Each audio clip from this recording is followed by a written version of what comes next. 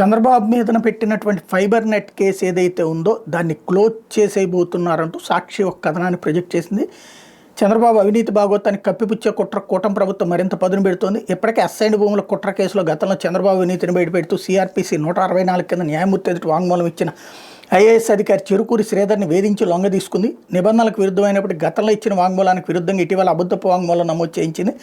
ఇదే తీరులో చంద్రబాబు నిందితుడిగా ఉన్నటువంటి ఫైబర్ నెట్ కుంభకోణం కేసు నిర్గార్చేతనంలో ప్రభుత్వం ఉంది. అందుకోసం మరో ఐఏఎస్ అధికారిని వేధించి కీలక పోస్టింగ్ ఎరగా వేసి మరీ లొంగ తీసుకుంది. ఆయన ఇప్పటికే గుట్టు చప్పుడు కాకుండా కోర్టులో వాంగ్మూలాన్ని రికార్డు చేయించారు.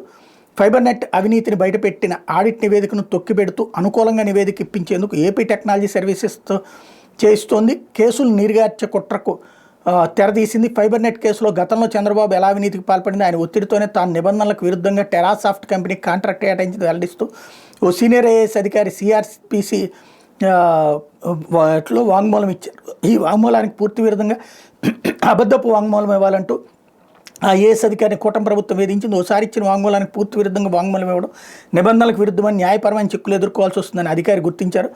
అలా ఇస్తే 7 ఏళ్ల వరకు జైలు శిక్ష పడే అవకాశం ఉందని కూడా నిపుణులు స్పష్టం చేశారు. దాంతో అబద్ధపు వాంగ్మూలం ఇచ్చేందుకు వెనుకంజ వేశారు. కానీ ఆయన సిఐడి అధికారులు వారి శైలిలో వేధించి బెంబేలు ఎత్తించారు. మేము చెప్పినట్టు అబద్ధపు వాంగ్మూలం ఇవ్వకపోతే సంగతి తెలుస్తాం, ఏం చేసినా పర్వాలేదు, ప్రభుత్వ ముఖ్యనేత మాకు ఇప్పటికే గ్రీన్ సిగ్నల్ ఇచ్చారంటూ బ్లాక్మెయిల్ చేశారు. తాము చెప్పినట్టు చేస్తే మరో కీలక పోస్టింగ్ కూడా ఇస్తామని ప్రభుత్వ పెద్దలు తాయిలం ఎరవేశారు. దాంతో ఆ సీనియర్ ఐఏఎస్ అధికారి అబద్ధపు వాంగ్మూలం ఇచ్చేందుకు సమ్మతించారు. వెంటనే గృహ నిర్మాణ శాఖలో కీలక అధికారిగా ఉన్న ఆయనకు పర్యాటక శాఖలో కీలక పోస్టు పూర్తి అదనపు బాధ్యతలు సహా అప్పగించడం ఉన్నారు. తర్వాత అబద్ధ వాంగ్మూలం కథ నడిపారు. కొన్ని రోజుల క్రితం ఐఏఎస్ అధికారి చెరుకూరి శ్రీధర్ని సిఐడి అధికారులు దగ్గరుండి తీసుకెళ్లి మరి గుంటూరులో న్యాయస్థానంలో సిఆర్పిసి 164 వాంగ్మూలాన్ని రికార్డింగ్ చేయించారు.